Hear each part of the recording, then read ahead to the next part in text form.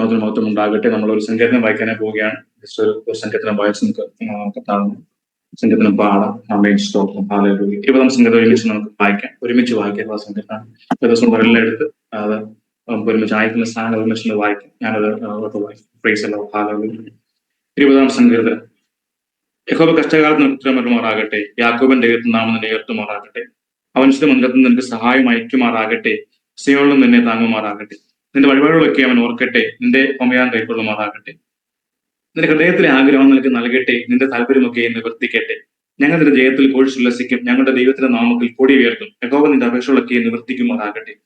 യഹോവ നിന്റെ അപേക്ഷ ഞാനിപ്പോൾ അറിയുന്നു. അവൻ നിന്റെ വിശുദ്ധ മന്ദിരത്തിൽ നിന്ന് സ്വർഗത്തിൽ നിന്ന് തന്റെ വലങ്കയുടെ അക്ഷാരമായി വലിയ പ്രചാരണത്തിന് അവൻ ഉത്തരം നൽകും. ചില രഥങ്ങളിൽ ചില കുതിരകളിലും ആശ്രയിക്കും. ഞങ്ങളോ ഞങ്ങളുടെ ദൈവമായ യഹോവയുടെ നാമത്തെ കീർത്തിക്കും. അവർ കുനിഞ്ഞു വീണുപോയി, എന്നാൽ ഞങ്ങൾ എന്നെ നിവർന്നു നിൽക്കുന്നു. യഹോവ രക്ഷിക്കണമേ. ഞങ്ങൾ അപേക്ഷിക്കുമ്പോൾ ഉത്തരം അറിയണമേ. Hallelujah, praise the Lord, hallelujah. 20 സങ്കീർത്തനം വളരെ മനോഹരമായ സങ്കീർത്തനമാണ്. എന്റെ അനുഭവത്തിൽ എനിക്ക് എന്നെ വളരെ അധികം സ്വാധീന സങ്കീർത്തനങ്ങളൊന്നാണ് 20 സങ്കീർത്തനം എന്ന് പറയുന്നത്.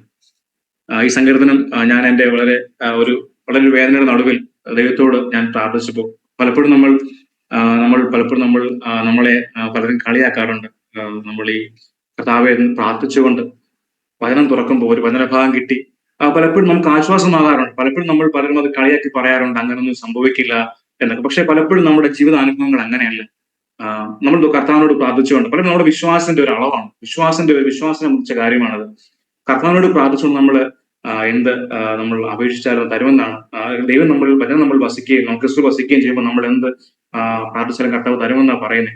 അതായത് നമ്മൾ കർത്താവിനെ ട്രസ്റ്റ് ചെയ്തുകൊണ്ട് വിശ്വസിച്ചുകൊണ്ട് നമ്മൾ ആഗ്രഹിക്കുന്ന കാര്യങ്ങൾ ഇത് നമുക്ക് തരും, അത് ഉറപ്പാണ്. അങ്ങനെ ഞാൻ ഒരു ദിവസം കർത്താവിൽ വിശ്വസിച്ചുകൊണ്ട് ആശ്രയിച്ച കർത്താവ് എനിക്കൊരു മറുപടി വേണമെന്ന് ആഗ്രഹിച്ചുകൊണ്ട് ബൈബിളിലെ ഒരു ഓപ്പൺ ചെയ്തപ്പോൾ എനിക്ക് അന്ന് കർത്താവ് എന്നൊരു സങ്കീർത്തനമാണിത്. ആ സമയത്ത് ഞാൻ വളരെ വേദനപ്പെടുന്ന ഒരു ഭാരപ്പെടുന്ന വിഷയമുണ്ടായിരുന്നു. ഹല്ലേലൂയ. ആ സമയത്ത് എന്നോട് സംസാരിച്ച ഒരു സങ്കീർത്തനമാണ് ഇത്. അതായത് 4-ാമത്തെ വാക്യം, അതിലെ ആ വാക്യമാണ് ശരിക്കും അത് വളരെ മനോഹരമായ ഒരു വാക്യമാണ്. എല്ലാവർക്കും ആശ്വാസം തരുന്ന, സന്തോഷിപ്പിക്കുന്ന ഒരു വാക്യമാണത്. ഹല്ലേലൂയ. നമുക്ക് ആ വാക്യം ഒന്ന് വായിക്കാം. നിന്റെ ഹൃദയത്തിലെ ആഗ്രഹം അവൻ നിനക്ക് നൽകട്ടെ. നിന്റെ താല്പര്യമൊക്കെ നിവർത്തിക്കട്ടെ. ആമേൻ, പ്രൈസ് ദി ലോർഡ്. അതൊരു ബ്ലെസ്സിംഗ് വേർഡായി എല്ലാവരും അത് സ്വീകരിച്ചത്. കർത്താവിന്റെ മുഖത്തേക്ക് നോക്കിയാൽ നമുക്ക് അനുഗ്രഹമായി തീരും. Price the Lord, hallelujah. ഞാൻ ഇന്ന് സംസാരിക്കാൻ പോകുന്നത് സംഗീതത്തിൽ നിന്നല്ല, നമുക്ക് ദൈവത്തിലേക്ക് കിടക്കാം. Price the Lord, hallelujah. വിശുദ്ധ ആരാധന ഒരു പ്രാവശ്യം കൂടെ ഒരുമിച്ച് കൂടുക. ദൈവം നമ്മളെ സഹായിച്ചില്ല. കാരണം എല്ലാ ദൈവങ്ങളെയും ഒരു പ്രാവശ്യം കൂടെ കർത്താവിന്റെ സ്നേഹം നിലത്തെ അറിയിക്കുന്നു. നമ്മോടൊപ്പം നമ്മുടെ സീനിയർ പാസ്റ്റർ, അദ്ദേഹം നമ്മുടെ പ്രിയ ജോഷി പാസ്റ്റർ ഉണ്ട്. അതോടൊപ്പം തന്നെ പ്രിയ ഓമന മമ്മിയുണ്ട്, നമ്മുടെ സിസ്റ്റർ സുധ, അതുപോലെ തെൽമ ആന്റിയുണ്ട്, പരിഹസിച്ചുണ്ട്. എന്റെ കുടുംബത്തിൽ നിന്ന് എന്റെ പിതാവും എന്റെ കുടുംബാംഗങ്ങളും ഉണ്ട്. അതുപോലെ ഓക്കെ, എല്ലാവരും എന്തെങ്കിലും ധാരാളം അനുഗ്രഹിക്കുമാറാകട്ടെ. നമുക്കൊരു വചനഭാഗം വായിക്കാം. യോഹന്നാൻ എഴുതിയ സുവിശേഷം 21-ാം അധ്യായം 15-ാം വാക്യം. യോഹന്നാന്റെ സുവിശേഷം 21-ാം അധ്യായം 15-ാം വാക്യം. Hallelujah, praise the Lord.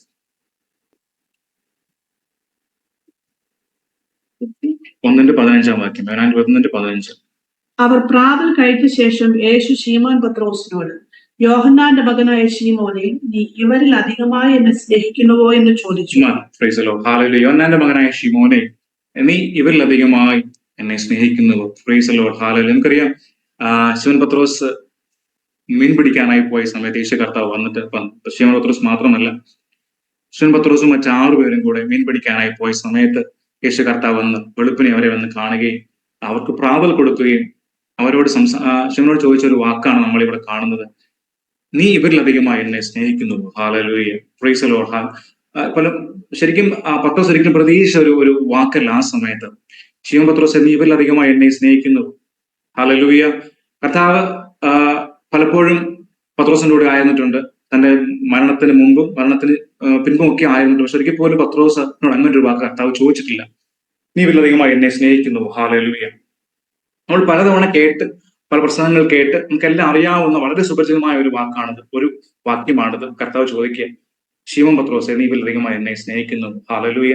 ഒരിക്കലും പത്രോസ് ആ സമയത്ത് പ്രതീക്ഷ കാണത്തില്ല ആ ഒരു വാക്ക് യേശു കർത്താവിൽ നിന്ന്. കാരണം നമുക്കറിയാം, യേശു കർത്താവിനെ തള്ളിപ്പറഞ്ഞു, ഇല്ലേ? തള്ളിപ്പറഞ്ഞ് എന്നിട്ട് അനുദപ് ശരിയാ, പക്ഷെ തള്ളിപ്പറഞ്ഞിട്ട് അനുതാപമുണ്ടായി. എന്നിട്ടും അത് കഴിഞ്ഞു യേശു കർത്താവിനെ ക്രൂശിൽ മരിച്ചു.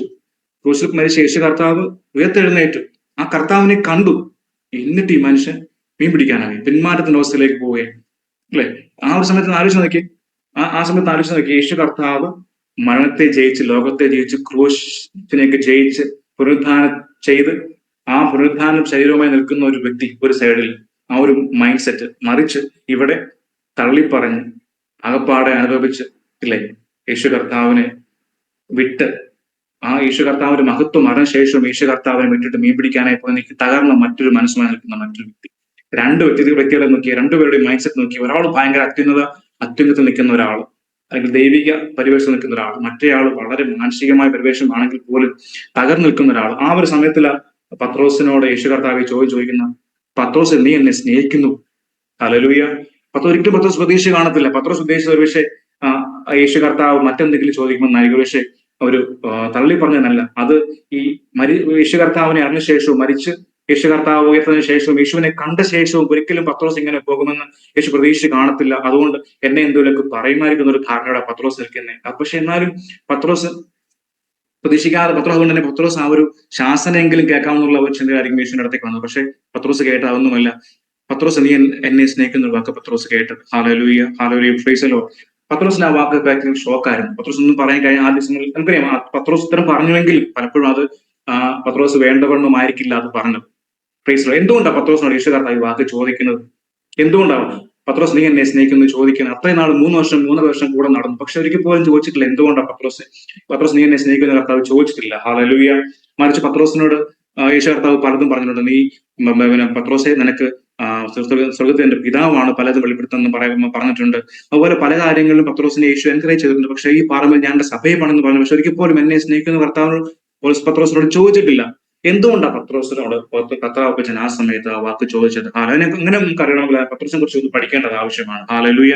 പത്രോസ് എന്ന വ്യക്തി ആരായിരുന്നു? പത്രോസിന്റെ സ്വഭാവം എങ്ങനെയൊക്കെയാണ് എന്ന് നമ്മൾ അതിനെക്കുറിച്ച് ചിന്തിക്കേണ്ടത് വളരെ ആവശ്യമാണ്. ഹല്ലേലൂയ. പത്രോസ് എന്ന് പറയുമ്പോൾ നമുക്കറിയാം, പൗലോസും പത്രോസും അപ്പോസ്തലന്മാരായ വളരെ ഏറ്റവും മികച്ച അപ്പോസ്തലന്മാരാണ് നമുക്കറിയാം.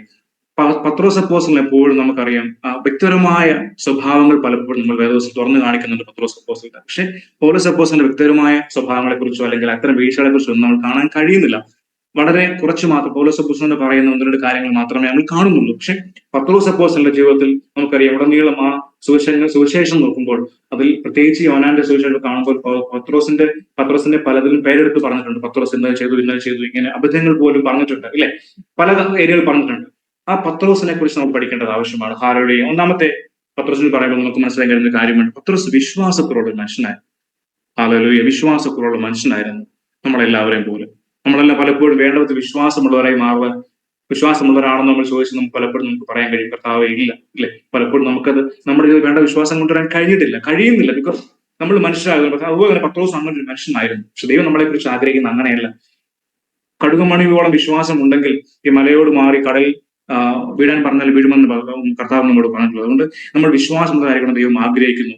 പത്രോസിനെ കുറിച്ച് പറയുമ്പോൾ വിശ്വാസ കുറവുള്ള വ്യക്തിയായിരുന്നു. നമുക്കൊരു വാക്യം വായിക്കാം. മത്തായി സുവിശേഷം 14-34 വാക്യം എന്ന് വായിക്കാം. മത്തായിയുടെ സുവിശേഷം 14-34 വാക്യം. Price the Lord. Hallelujah. Mathai സുവിശേഷം 14-34 വാക്യം. യേശു ഉടനെ കൈനീട്ടി അവനെ പിടിച്ചു, അല്പവിശ്വാസിയെ, നീ എന്തിനു സംശയിച്ചു എന്ന് പറഞ്ഞു.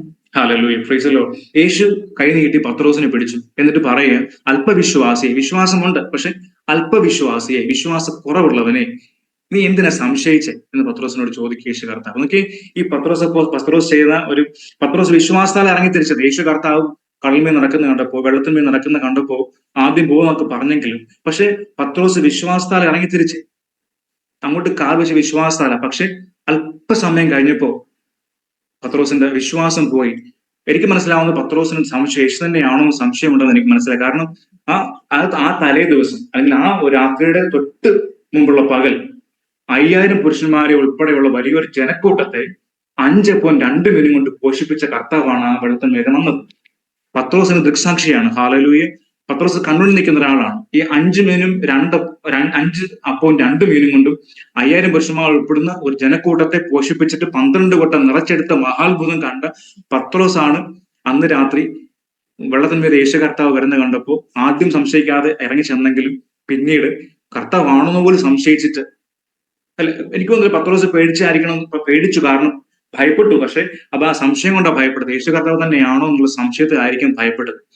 ആ ഒരു അല്പവിശ്വാസത്തെ ഇവിടെ കർത്താവ് തുറന്നു കാണിക്കുന്നു. പത്രോസ് അങ്ങനെ അല്പവിശ്വാസമുള്ള മനുഷ്യനായിരുന്നു. ആദ്യം ചാടി പുറപ്പെട്ടെങ്കിലും പക്ഷെ പിന്നീട് വിശ്വാസം പതിയെ ചോർന്നിടയായിരുന്നു. പലപ്പോഴും നമ്മുടെ ജീവിതത്തിൽ ഇങ്ങനെയൊക്കെയാണ്. ഞാൻ പലപ്പോഴും ഇവിടെ കുഞ്ഞുങ്ങൾക്ക് അസുഖം വരുമ്പം പലപ്പോഴും ചിന്തിക്കും, എന്നാ പ്രാർത്ഥിക്കണം, ഇന്ന് പ്രാർത്ഥിക്കണം, മരുന്നെടുക്കുന്നില്ല, കുഞ്ഞുങ്ങൾ നമുക്ക് നോക്കാം എന്നൊക്കെയുള്ള വിശ്വാസം ഇങ്ങനെ ഒരുപാട് ഇങ്ങനെ ട്രൈ ചെയ്യും. പക്ഷെ കുറച്ച് കഴിയുമ്പോൾ കുഞ്ഞിങ്ങനെ ചുമ അല്ലെങ്കിൽ പനിയോ അല്ലെങ്കിൽ തുമ്മലൊക്കെ ഇങ്ങനെ മുന്നോട്ട് പോകുമ്പോൾ നമുക്ക് പിന്നെ വിശ്വാസമുണ്ട്, വിശ്വാസം കുറവുണ്ടാവും. പെട്ടെന്ന് പിന്നെ മരുന്നെടുത്ത് കൊടുക്കും. നമ്മുടെ വിശ്വാസം അങ്ങനെയൊക്കെയാ പലപ്പോഴും. ഒരു ദിവസം ദൈവം നമ്മളെ നടത്തി, നമ്മുടെ ആ ഒരു ആവശ്യത്തിൽ ദൈവം അത്ഭുതം ചെയ്തു. ഫോർ എക്സാമ്പിൾ, എനിക്കൊന്ന് കാർഡിന്റെ ബില്ല് അടയ്ക്കണം, എനിക്കൊരു 35,000 രൂപ വേണം. ദൈവം അത്ഭുതം ചെയ്തു. നാളെ വാടക കൊടുക്കുന്ന സമയത്ത് എനിക്ക് ടെൻഷൻ, അയ്യോ എന്റെ പൈസ ഇല്ലല്ലോ, എന്തായിത്തീരും. നമ്മുടെ അവിശ്വാസത്തെ അത് കാണിക്കുന്നു പലപ്പോഴും. പക്ഷെ ദൈവം എപ്പോഴും വിശ്വസ്തനാണ്. ദൈവം നമ്മൾ ആഗ്രഹിക്കുന്ന അങ്ങനെയല്ല. സെയിം പത്രോസ് ഇവിടെ അങ്ങനെ തന്നെ സംഭവിക്കുന്നത്. ആദ്യം വിശ്വാസം ചാടി ഇറങ്ങി, പത്രോസ് ആ ഒരു ആവേശം ചാടി ഇറങ്ങി. പക്ഷെ കുറച്ച് കഴിഞ്ഞപ്പോൾ ചുറ്റുമുള്ള പ്രതികൂലം കണ്ടപ്പോൾ, യേശു തന്നെയാണെന്ന് സംശയം ഉണ്ടായപ്പോൾ പത്രോസിന്റെ വിശ്വാസം പോകാൻ തുടങ്ങി. അവിടെ യേശു കർത്താവ് പറയുന്നത്, പത്രോസെ നീ എന്തിനു സംശയിച്ചു, നിന്റെ അവിശ്വാസത്തെ മാറ്റാനാ പത്രോസോട് പറയുന്നത്. അപ്പൊ യേശു കർത്താവ് പത്രോസിനോട് പറയുന്നത്, അവിശ്വാസമുള്ള അല്ലെങ്കിൽ അല്പവിശ്വാസമുള്ള വ്യക്തിയായിരുന്നു പത്രോസ് അപ്പോസ്തലൻ. ഹല്ലേലൂയ. അല്പവിശ്വാസമുള്ള വ്യക്തിയായിരുന്നു. ഹല്ലേലൂയ. Praise the Lord. രണ്ടാമത്തെ നമ്മൾ പഠിക്കുമ്പോൾ പത്രോസിന്റെ ഒരു സ്വഭാവത്തെ കുറിച്ച് പഠിക്കുമ്പോൾ എടുത്തു ചാടുന്ന ഒരു വ്യക്തിയായിരുന്നു പത്രോസ്. എടുത്തു ചാട്ടമുള്ള വ്യക്തിയായിരുന്നു പത്രോസ്. നമുക്കൊരു വാക്യം വായിക്കാം. യോഹന്നാന്റെ സുവിശേഷം 12-ാം അധ്യായം 10-ാം വാക്യം വായിക്കും. Hallelujah. Praise the Lord Jesus. Jesus. Hallelujah. 18-ാം അധ്യായം 10-ാം വാക്യം. ശീമോൻ പത്രോസ് തനിക്കുള്ള വാൾ ഊരി മഹാപുരോഹിതന്റെ ദാസനെ വെട്ടി അവന്റെ വലതുകാൽ അറുത്തു. മതി. നമുക്ക് കാണാൻ കഴിയുന്ന കാര്യമുണ്ട്. ശിമോൻ പത്രോസിന്റെ പെട്ടെന്നുള്ള ഒരു എടുത്തുചാട്ടം അവിടെ കാണാൻ കഴിയുന്നുണ്ട്. Hallelujah. Praise the Lord. Hallelujah. ശിമോൻ പത്രോസിന്റെ പെട്ടെന്നുള്ള എടുത്തുചാട്ടം. ഹല്ലേലൂയ. എന്ന് എന്റെ കൂടെ ഉണ്ടോ?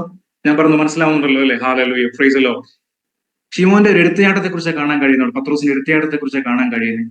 ശത്രുക്കളെ സ്നേഹിക്കുക, നിങ്ങളുടെ ഉപദ്രവങ്ങൾക്ക് വേണ്ടി പ്രാർത്ഥിക്കുക എന്ന് പറഞ്ഞ ഗുരുവിന്റെ കൂടെ നടന്നൊരു മനുഷ്യനാ. 3.5 വർഷക്കാലം ഒരു ഗുരു അങ്ങനെ സംസാരിക്കുന്ന ഗുരുവിന്റെ കൂടെ നടന്ന മനുഷ്യനായത്.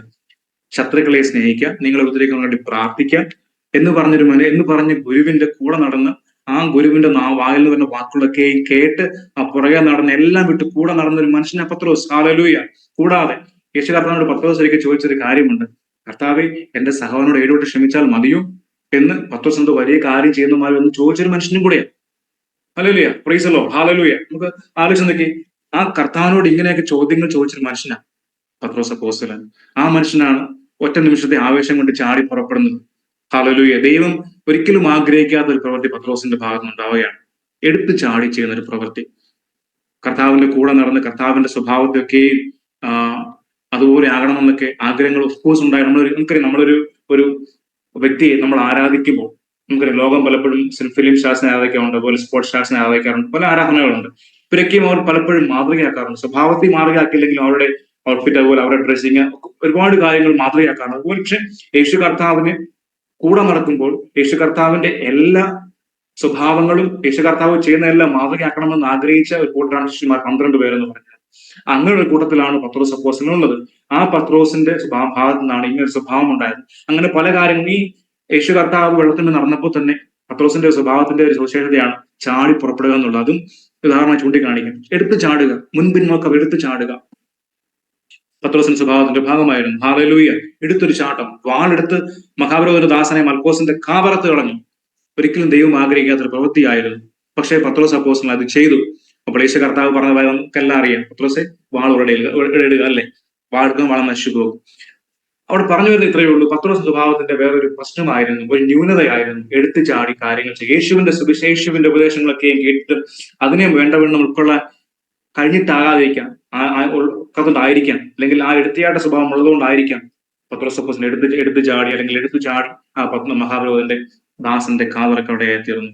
പലപ്പോഴും നമ്മുടെ ജീവിതത്തിൽ അങ്ങനെയൊക്കെ തന്നെ നമുക്ക് സംഭവിക്കാറുണ്ട്. പല പ്രയാസങ്ങളും പ്രതികൂലങ്ങളും വരുമ്പോൾ നമ്മൾ പലപ്പോഴും മുൻപിൽ നോക്കാറില്ല. പലപ്പോഴും കർത്താവിന്റെ വചനങ്ങളോ ദൈവത്തിന്റെ വാക്കുകളോ ശ്രദ്ധിക്കാതെ പലപ്പോഴും നമ്മൾ നമ്മുടെ മാനസിക ഇത് ചിന്തിച്ചിട്ട് പരിശുദ്ധാത്മാവിന് ചെവി കൊടുക്കാതെ പലപ്പോഴും നമ്മൾ ആത്മാവ് നടക്കുന്നുള്ള ബോധ്യമില്ലാതെ നമ്മൾ ചാടി പലപ്പോഴും നമ്മുടെ മാനസികമായ പ്രവർത്തികൾ ചെയ്യാനിടയായിത്തീരും. അങ്ങനെയുള്ള കാര്യങ്ങൾ പലപ്പോഴും നമ്മുടെ ജീവിതത്തിൽ പിന്നീട് ദോഷമായി മാറുകയും ചെയ്യും. ദൈവം ആഗ്രഹിക്കുന്ന അങ്ങനെയൊന്നുമല്ല. ദൈവം ആഗ്രഹിക്കുന്നത് പലപ്പോഴും ക്രിസ്തുവിലായിത്തീരുക, ക്രിസ്തുവിന്റെ വചനങ്ങളെ നമ്മൾ മനസ്സിലാക്കുക, ക്രിസ്തു ആഗ്രഹിക്കുന്ന എന്താണോ അതിന് പ്രകാരം ചൂടാക്കാൻ ദൈവം നമ്മളെ കുറിച്ച് ആഗ്രഹിക്കുന്നത്. ഹല്ലേലൂയ. പത്രോസ് അപ്പോസ്തലന്റെ ഈ ഒരു സ്വഭാവം നമ്മൾ വളരെ ചിന്തിക്കേണ്ടത് ആവശ്യമാണ്. മൂന്നാമത്തെ കാര്യം എന്ന് പറയുന്നത്, ഞാൻ വാക്യം വായിക്കുന്നില്ല, മൂന്നാമത്തെ അധികം സമയമുള്ളതിന് വാക്യം വായിക്കുന്നില്ല. മൂന്നാമത്തെ കാര്യം എന്ന് പറയുന്നത്, പത്രോസ് അപ്പോസ്തലൻ ഭയമുള്ള ഒരു മനുഷ്യനായിരുന്നു. മാത്രമല്ല ഈ ഭയം മൂലം പിന്മാറിപ്പോകാൻ വളരെ സാധ്യതയുള്ള ഒരു മനുഷ്യനായിരുന്നു. രണ്ട് സംഭവങ്ങൾ നമുക്കറിയാം. ഒന്നാമത്തെ കാര്യം, യേശു കർത്താവിനെ തള്ളിപ്പറഞ്ഞു. 3 വട്ടം തള്ളിപ്പറഞ്ഞു. ഞാൻ പലപ്പോഴും ചിന്തിക്കാറുണ്ട്, കർത്താവെ ഈ പത്രോസ് അപ്പോസ്തലൻ ആദ്യം തള്ളിപ്പറഞ്ഞു. യേശു കർത്താവ് മുൻകൂട്ടി പറഞ്ഞതായി കാര്യം, നീ എന്നെ തള്ളി പറയുമെന്ന് മുൻകൂട്ടി പറഞ്ഞു. അദ്ദേഹം അത് ചെയ്തു. അപ്പോഴൊന്നും ഓർത്തില്ല, ഞാൻ തള്ളി പറഞ്ഞല്ലോ എന്ന് ഓർത്തില്ല. പിന്നെ തള്ളിപ്പറഞ്ഞു, 3 വട്ടം തള്ളിപ്പറഞ്ഞു, അല്ലെ? എന്റെ മനസ്സിലേക്ക് വരാറുണ്ട്, പത്രോസിനൊന്നും ഓർമ്മയില്ലായിരുന്നു. ആദ്യം തള്ളി പറഞ്ഞ പത്രോസിന് മനസ്സിൽ വന്നില്ലേ തള്ളി പറയരുതെന്ന്. സെക്കൻഡ് ടൈമെങ്കിലും ഒരു ചാൻസ് ഉണ്ടായിരുന്നു, ആലോചിക്കാൻ വയ്യായിരുന്നു.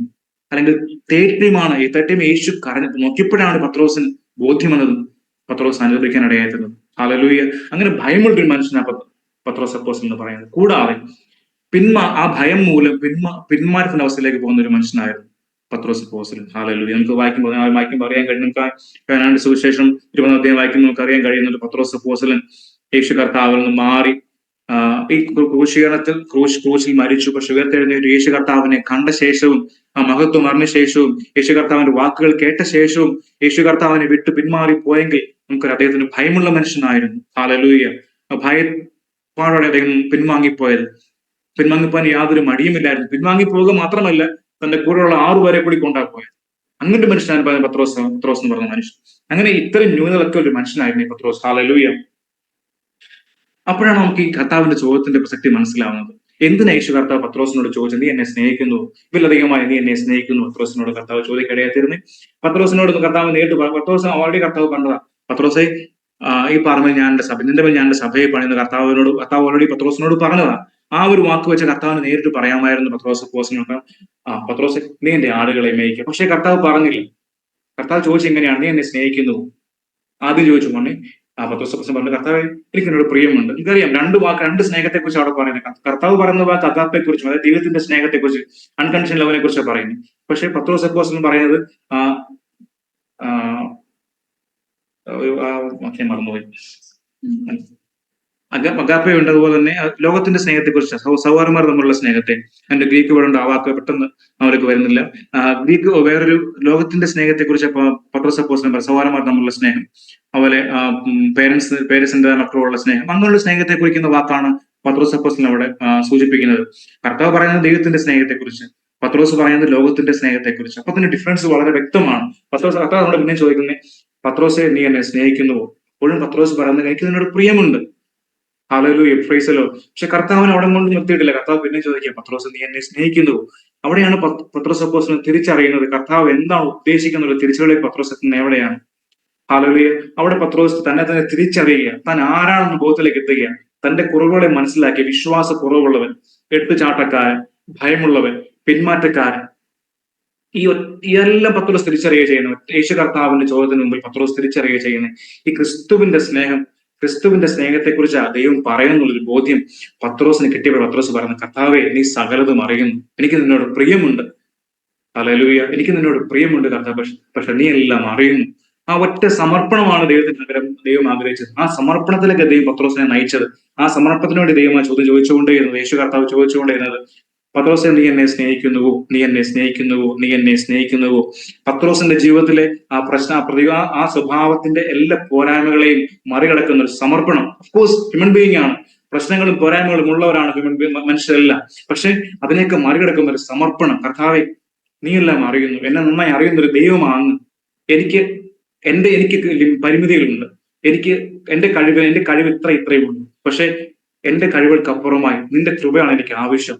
നീ എന്നെ അറിയുന്നു, നീയാണ് എല്ലാം അറിയുന്ന ദൈവം. Hallelujah, praise the Lord. അതുകൊണ്ട് കർത്താവെ ഞാൻ എന്നെ തന്നെ സമർപ്പിക്കുന്നു എന്നൊരു സമർപ്പണമായിരുന്നു ആ ദൈവം പ്രതീക്ഷിച്ചത്.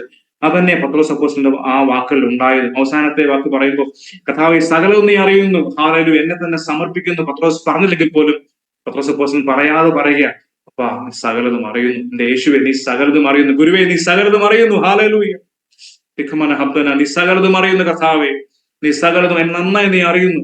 എന്റെ വേദനകളെ, എന്റെ പ്രയാസങ്ങളെ, എന്റെ കുറവുകളെ, എന്റെ കഴിവുകളെ അപ്പൊ അങ്ങ് അറിയുന്നു. അതുകൊണ്ട് എന്നെ തന്നെ സമർപ്പിക്കുന്നു, എനിക്ക് നിന്നോട് പ്രിയമുണ്ട്. എന്നിട്ട് പത്രോസിന് പറയാൻ കഴിഞ്ഞിട്ടില്ല, എനിക്ക് നിന്നോട് സ്നേഹമുണ്ട് കർത്താവേ, എനിക്ക് നിന്നോട് പ്രിയമുണ്ട് കർത്താവേ, എന്നെ സ്നേഹിപ്പാൻ എന്നെ സഹായിക്കണേ കർത്താവേ എന്ന് അവർ പ്രാർത്ഥന ആ ഹൃദയത്തിൽ നിന്ന് ഉയർന്നു കാണും. ഹല്ലേലൂയ. ഇന്ന് പകൽക്കാലം ഞാൻ പറയട്ടെ കർത്താവിന്റെ മക്കളെ, നമ്മൾ ഹല്ലേലൂയ പലപ്പോഴും നമ്മൾ കുറവുള്ളവരാ, നമുക്ക് ഒരുപാട് പ്രശ്നങ്ങളുള്ളവരാ, നമുക്ക് ഹൃദയത്തിൽ വേദന അല്ലെങ്കിൽ നമുക്ക് പ്രശ്നം മനുഷ്യൻ നോക്കുമ്പോൾ നമുക്ക് കുറ്റങ്ങൾ മാത്രമേ കണ്ടുപിടിക്കാൻ കഴിയുള്ളൂ നമ്മളിൽ. നമുക്ക് അല്ലെങ്കിൽ മനുഷ്യൻ നോക്കുമ്പോൾ നമുക്ക് അവനാ കുറ്റം, ബിജു നീ കുറ്റം, ബിജു അങ്ങനെ, ബിജു ഇങ്ങനെ, ബിജു ഇങ്ങനെ, ബിജു അങ്ങനെ, അങ്ങനെ മാത്രമേ പറയാൻ കഴിയൂ. ഒരിക്കലും നന്മ കാണാൻ കഴിയത്തില്ല. നന്മയുണ്ടെന്ന് പറഞ്ഞാൽ പോലും അടുത്ത നിമിഷം മാറ്റാൻ സാധ്യതയുണ്ട് മനുഷ്യരുടെ കേസിൽ. ഞാനൊരു നന്മ ഒരാൾക്ക് ചെയ്യുമ്പോൾ അന്ന് ആ സമയത്ത് ഒരു പക്ഷേ ആ മനുഷ്യൻ എന്നിൽ പല ഗുണങ്ങളും കണ്ടെത്തും. പക്ഷെ കുറച്ചു കഴിഞ്ഞ് എന്നിൽ തിന്മയെന്നൊരു വാക്കോ അല്ലെങ്കിൽ തിന്മ എന്ന് തോന്നുന്ന ഒരു സംസാരമോ അല്ലെങ്കിൽ എന്തെങ്കിലും ഒരു വാക്ക് വ്യക്തിക്കാരെ ഉണ്ടാകുമ്പോൾ ആ വ്യക്തി പറഞ്ഞ വാക്ക് നേരെ മാറ്റിവെക്കും.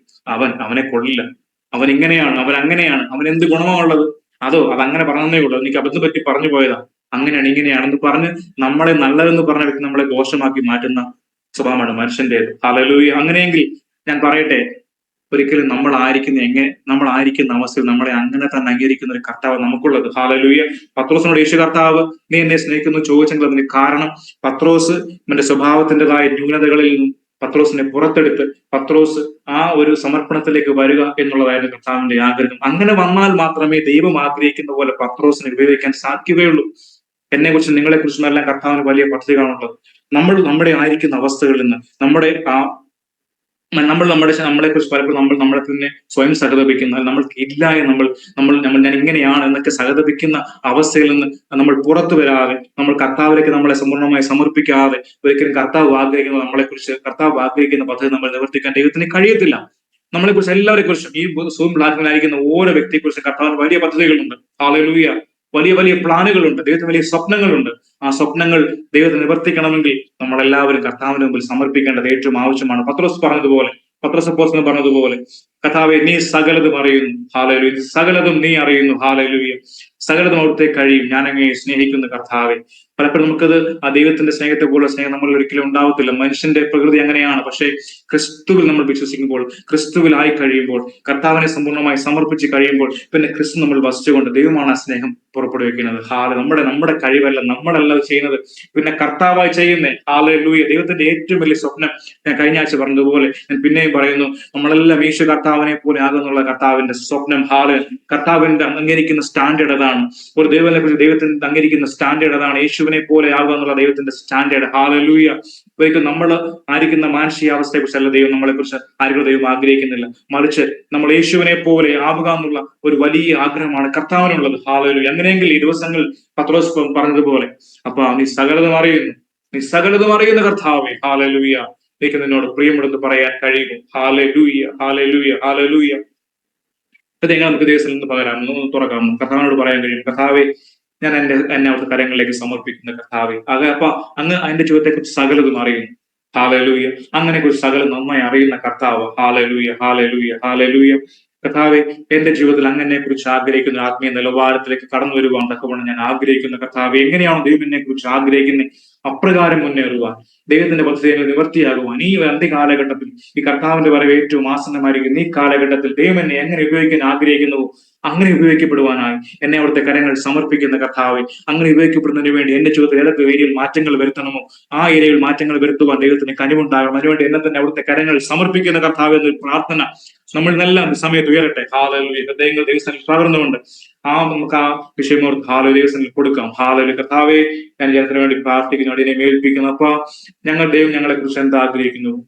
ഞങ്ങളുള്ള കുറവുകളെയും കുറ്റങ്ങളെയും എല്ലാം ഞങ്ങൾക്ക് അറിയാൻ കർത്താവ്. എങ്കിലും ഞങ്ങൾക്ക് സ്വയം മാറ്റാൻ കഴിയത്തില്ല. കർത്താവിന്റെ സ്നേഹം ഞങ്ങൾ നിറഞ്ഞ് ഞങ്ങൾ ആ കുറവുകളെ കുറ്റങ്ങളെ എടുത്ത് മാറ്റി ക്രിസ്തു ഞങ്ങൾ വസിച്ചുകൊണ്ട് ദൈവം ഞങ്ങളെ കുറിച്ച് ആഗ്രഹിക്കുന്ന പോലെ ആത്മ നിലവാരത്തിലേക്ക് കയറുവാൻ ഒരു വലിയ സമർപ്പണം ഞങ്ങൾ ഉണ്ടാകാൻ ഞങ്ങൾ പ്രാർത്ഥിക്കുന്നു പിതാവ്. ഞങ്ങൾ പരിശുദ്ധാത്മ നിയോഗത്തിൽ നടക്കുവാൻ ഞങ്ങൾ ഹല്ലേലൂയ വിശ്വാസം നടക്കുവാൻ ഞങ്ങൾ ജഡത്തിൽ ജീവിക്കുന്നവരല്ല, മറിച്ച് ഞങ്ങൾ ആത്മാവിൽ ജീവിക്കുന്നവരായി മാറുവാൻ ഞങ്ങളെ സഹായിക്കണമേ എന്ന് പ്രാർത്ഥിക്കുന്ന പിതാവേ. ജനത്തെയെല്ലാം പിതാവിന്റെയും പുത്രന്റെയും പരിശുദ്ധാത്മാവിന്റെയും നാമത്തിൽ ബ്ലെസ് ചെയ്ത് പ്രാർത്ഥിക്കുന്നു. വലിയ ദൈവത്തിന്റെ സ്നേഹം ഓരോ വ്യക്തിയിലും പകരപ്പെടണമപ്പ. ദിവ്യ സ്വഭാവം ഓരോ വ്യക്തിയിലും പകരപ്പെട്ട കർത്താവെ. ക്രിസ്തുവിനെ പോലെ ആയിത്തീരാൻ എല്ലാവരെയും സഹായിക്കണം. ദിവസങ്ങൾ വിശ്വാസം നടക്കുവാൻ ദൈവം സഹായിക്കണമേ. വലിയ ദൈവത്തിന്റെ പദ്ധതി ഓരോ വ്യക്തികളും വെളിപ്പെട്ടു വരേണ്ട കർത്താവെ. കരങ്ങൾ താഴ്ത്തി സമർപ്പിക്കുന്നു. നൽകുന്ന നല്ല കർത്താവെ സമയത്തിന് നന്ദി പറയുന്നപ്പ. ജനത്തെ സമർപ്പിക്കുന്നു, എളിയവനെയും താഴ്ത്തി സമർപ്പിക്കുന്നപ്പ. മഹത്വമെല്ലാം തമ്പുരാന് തരുന്നു യേശു ക്രിസ്തുവിന്റെ അൻപുള്ള നാമത്തിൽ തന്നെ.